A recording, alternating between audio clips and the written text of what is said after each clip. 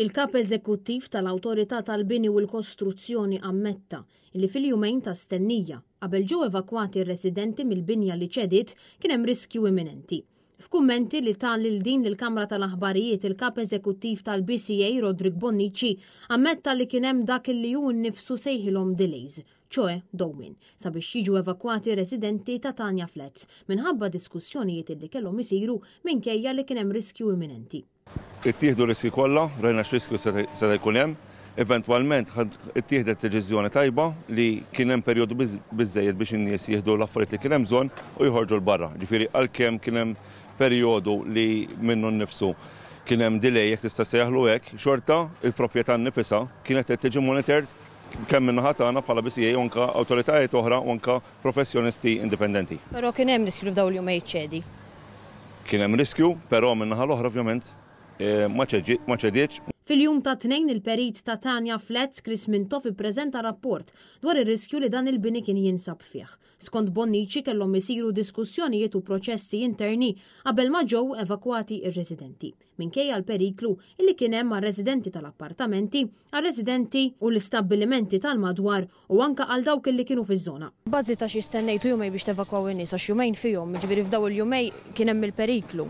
Mela, aħna min-naħa tagħna kif rajna li hemm il-periklu saru proċessi interni, rajna wkoll hemm responsabilità tal-perit innifsu tax-xogħol li jrid jieħu ċertu deċiżjonijiet peress li huwa responsabbli mix-xogħol innifsu u ovvjament kif rajna li hemm bżonn aktar diskussjoni in-nies ħarġu mbagħad l-erba'.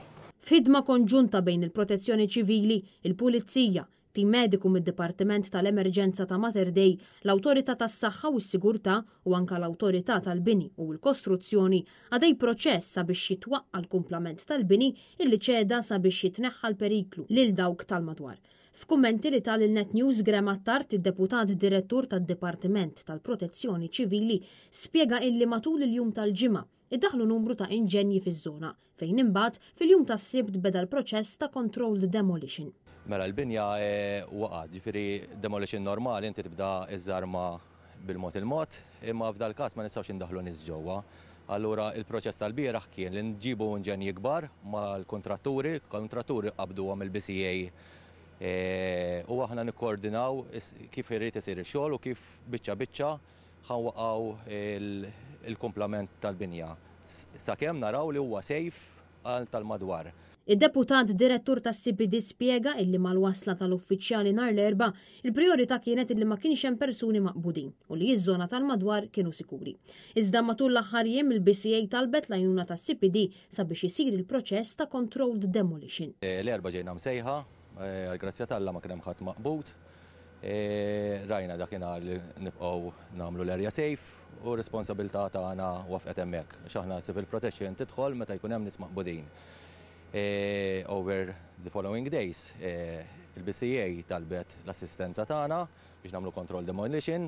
Ir-raġuni hija li l-binja kienet unsafe għan neighboring tal-madwar u bħal meta aħna naħdmu li nidħlu aħna xi jkun hemm nies maqbudin, għandna l-expertise tagħna biex nagħmlu control demolition. L-erba' li għadda ċedit binja f'Paċeville wara xogħol ta' kostruzzjoni li kienet isir ma' ġenb din l-istess binja. Fortunatament ħadd ma weġġa f'dan l-inċident kif ir-residenti tal-binja kienu evakwati wara jumejn ta' rapporti kundannabbli dwar is-sigurtà tal-binja. Rapporti jindikaw illi jitnejn li għadda kien il-perit Chris Mintoff illi daħħal l-ewwel rapport dwar din il-binja. Wara kienet ukoll il-BCA illi ppreżentat rapport ieħor. Minkejja dawn ir-rapporti l-awtoritajiet f'jumejn għażlu illi sejħu diskussjonijiet mingħajr l-evakwazzjoni tar-residenti.